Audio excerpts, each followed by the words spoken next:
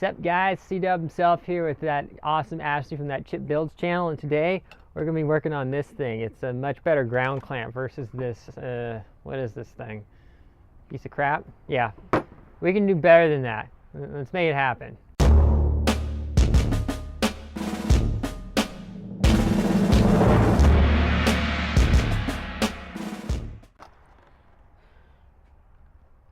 Okay, so here is the clamp. It is a 200 amp rated grounding clamp. It was about like $6 or $8 at Airgas, thanks to the OG Sal over there, the man.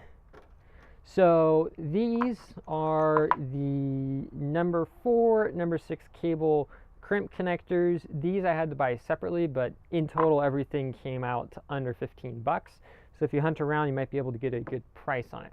So step 1 is we need to cut off this horrible, I don't even know why they include it, grounding clamp, because if this thing's not much more. But we are literally going to cut the cord. Are you making noises when I'm cutting your power cord? Yeah, a little nervous. Ah! Thank you. So now that we have quite literally cut the cord, cue the 90s DirecTV commercial jokes, we are now going to come along the outside and do our best to strip it. Yes. There's projects awaiting. And actually, the funny thing is we have to do this because when we're done with this, we have a welding project to get on, which is half the reason why I'm down here anyways.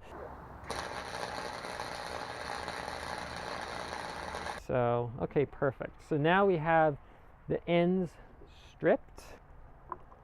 No, oh shoot, those are not the right. We'll make it work. Is it not long enough? Or? It's actually a little on the big side, but do you have like a vise or something that we can pinch that in? Sure, we have a good electrical connection. I think that's half the issue we were having when welding. I mean, you were having. Was what? Was that ground clamp. Right, maybe, hopefully. I think it's not gonna fix everything. It's still gonna be a 120 volt machine, and those are gonna be 120 volt machines, and they're gonna be kind of wimpy, but it will help because half the time problems people have is a bad ground. So we're back. We got that crimped on there. Actually, it seems like a pretty good size fit. Just used a vise to literally smash that on there. So here we have the clamp. Feel that thing, it's got some force. Nice. Yeah. That's awesome. Yes, it beats this. Should never have ever been made. Can't even really use that as like a car jumper. This thing is like, It doesn't even go very far. it's crap. Everything's easier than you thought it was going to be. That is When Calvin arrives, oh, it's easy. Yeah, 'cause you do it. Yeah, I am the living easy button sometimes. Is it what was it, the Staples commercial? Yes. Button? The easy button. Yes.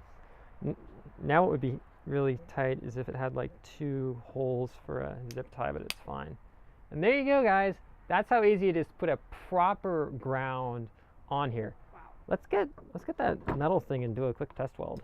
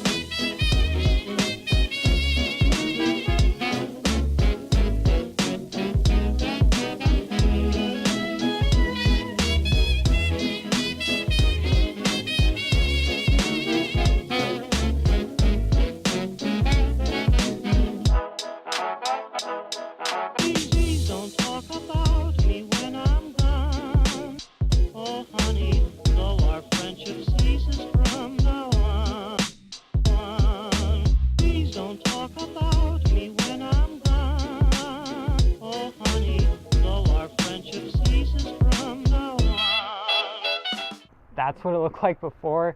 That's what it looks like now. I mean, and I'll be perfectly honest, we're not running this on a beefy enough power cord. This thing isn't even designed to weld that thick, but I'm telling you guys, a proper ground is essential. I'll be perfectly honest, and this is no offense, Ashley is not a skilled welder.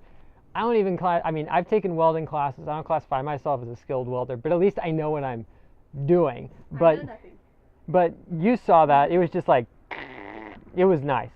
So definitely worth the $12 to $15 to get a new ground and the metal end crimps. Well worth it. Support your local welding store. Go out and buy that stuff. Get to know them. See you guys next time. We gotta weld some stuff.